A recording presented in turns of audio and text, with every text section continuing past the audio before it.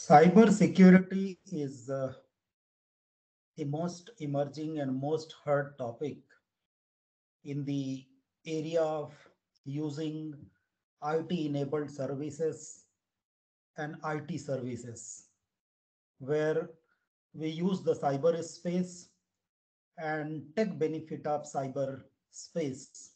So, cyber security becomes extremely important when it comes to cyber threat, cyber crime, cyber terrorism, hacking, etc. So let us understand briefly about cyber security and how we can save ourselves from cyber attacks and cyber threats by using simple tips. So cyber security is nothing but defending computers, saving computers, protecting computers, servers, mobile devices, electronic systems, networks and data from malicious attacks, unwanted intrusion, unauthenticated attacks in the form of malware and other spyware. We have to save our data, we have to save our computers, we have to protect our computers, we have to protect our servers and mobile devices and gadgets wherever we are using number of apps. That is cyber security. That is also known as electronic information security, because information is the digital data which is there in all different applications in computers, servers and mobile devices.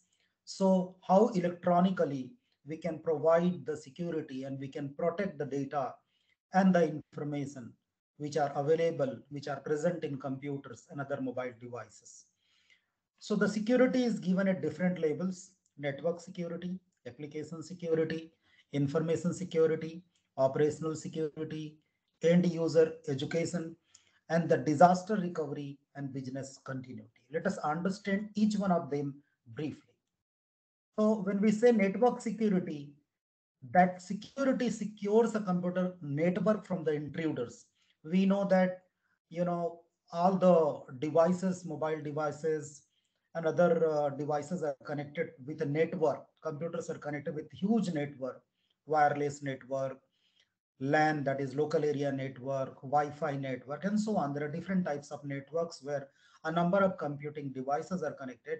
And if there is an intruder that tries to attack, that attempts to attack the entire network, all those devices which are connected in the network will be under threat. So to provide appropriate security in the network so that an unwanted person or an intruder cannot attack and cannot intrude. There comes application security, that is used to keep software and devices free from the threats. So, because all the computers which are connected in the network, and ultimately we use those computers and devices for different applications using some software and the end devices, user end devices.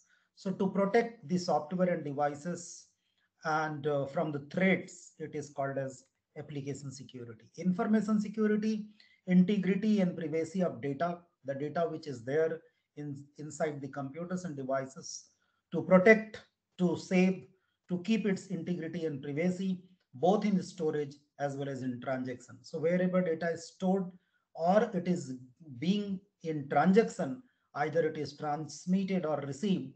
So over the channel and also in the storage, we need to protect the information.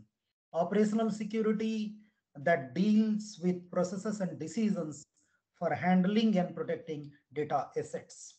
So this is one picture. You know, you see the number of devices, number of buildings where a number of computers are connected over a network. So if an intruder intrudes, attempts to, breach the entire network will be in trouble and will be at risk. So to protect against this, the appropriate measures and schemes will be used, that comes under network security. Then comes disaster recovery and business continuity. How an organization responds to a cybersecurity incident. Say in a big organization which has a number of computers, number of devices connected in a huge software industry or other organization. And in case there is a cyber security, in case there is a cyber attack, So cyber attack incidents happens or any other unwanted event that causes the loss of operation or data. So how the recovery will be made, the disaster which has been caused by the cyber threat, how the recovery has to be made, and the business of the organization can flow in a continuous manner in the normal manner. Next one is end user education, which is the most important, because of emergence of the communication and computing devices, which are readily available anywhere, everywhere, anytime. So the teaching, this deals with teaching and creating awareness among users to delete suspicious email attachments, not to open the suspicious email attachments, not plug in unidentified USB drives. And there are many. I will discuss about this in the last part of the lecture. So the cyber security covers IoT security. We are using IoT devices these days for healthcare, robotics, manufacturing, and other applications. So in end, user end devices, Internet of Things devices, we need to secure them. Otherwise, entire application will be under risk. ICT enabled services are there. Internet is the backbone of using ICT services and IoTs. So internet has to be saved, protected, operational security, network security, information security, and user education that deals with creating appropriate awareness and understanding about the cyber threats. So the scale of threat is huge actually. The global cyber threat globally, that there is a study that says the cyber threat continues to evolve at rapid pace with a rising number of data breaches every year, rather every week. It has is being reported huge number of data breaches. Medical services, retailers, public entities, they experience the most number of, large number of breaches, with malicious criminals responsible for most of the incidents in medical services, retailers, and public entities. Some of these sectors are more appealing to cyber criminals because they collect financial and medical data, because the cyber criminals, cyber crime, the people who are involved in cyber crime, they are mainly interested in financial transaction, getting the personal financial data of the persons and medical data. But all businesses that use networks can be targeted for customer data, corporate espionage, or the customer attacks. So International Data Corporation, there is an organization that predicts that worldwide spending on cybersecurity solution will reach a massive 133, more than 133 billion USD by 22. So you can think that how much cyber threat and cyber attacks are there. So to deal with the cyber security solutions are coming up, and it is the very, very expensive affair. The cyber solution is going to be the business of cyber solution or providing cyber solution, the enterprises providing the cyber solutions will be around 133 and even more billion USD in 22. In United States, the National Institute of Standards and Technology, called as NIST, that has created a cybersecurity framework. In the similar manner, the different countries, they have the different architecture, different framework to protect the data of the organization, of the government, and also the general masses. So this is, one diagram that indicates global weekly cyber attacks for organization from, 20 to 21. So you can see that every quarter the number of attacks, that is weekly attacks, is increasing, right? So therefore it's very, very challenging factor in dealing with the cyber crime and using the cyber space, the world wide web for our different applications. So what are the different cyber threats? One is called a cyber crime, uh, where a single person or a group of person can target the system for financial gain, or also they can cause the disruption of the activities which are there in the organization. Cyber attack often involves politically motivated information gathering. That may be, due to some political, situations, political problems, political, the enmities between the two countries or even inside a country. Cyber terrorism that intends to undermine electronic systems to cause panic or fear. So cyber terrorism through which the cyber criminals and cyber terrorists will create a panic or fear among the public so that their entire business and activities will be at a loss. Malware, malicious software is actually called as malware. A cyber criminal or hacker creates to disrupt or damage a legitimate user's computer, often spread. The malware is often spread via an unsolicited email attachment or legitimate looking download. I mean, some download link will be sent and it will look like a legal or a valid, authenticated download link. Malware may be used by cyber criminals to make money or in politically motivated cyber attacks. So the cyber criminals will be asking for, a kind of ransom, some money in order to, save the people. They'll say that all the data has been captured and they have accessed the data and all the personal information. So they want some money, otherwise they'll misuse that data. So that is kind of malware. So what are different types of malwares? Is the common form of malware is virus, self-replicating program. It looks like a program that attaches itself to clean file. We'll see that this is a general file which is used to clean different files, and it spreads throughout a computer system and infecting files with malicious code. So our files which are there inside the computer will be deteriorated and will be damaged.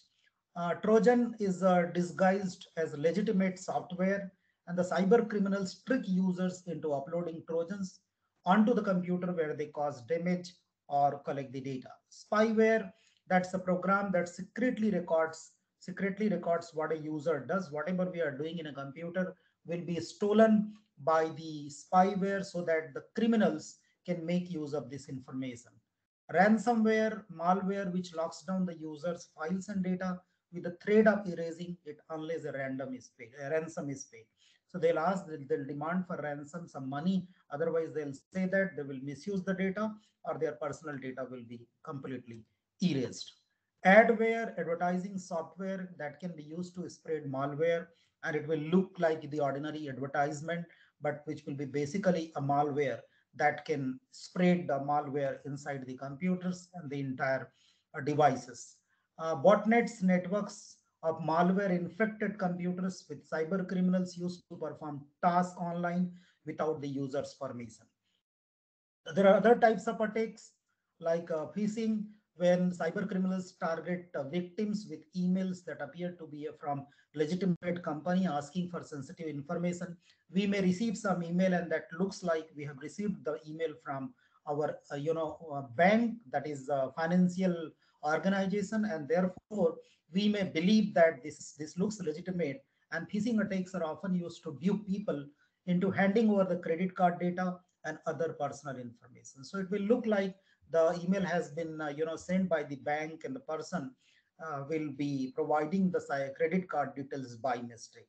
They'll ask by asking that some updates are required in the credit card or in his or her bank account. So users sometimes get cheated and provide the data, and then once the credit card information goes to that cyber criminal, the entire money goes out. So that is there. Man in the middle attack. Cyber criminals intercepts communication. Man in the middle.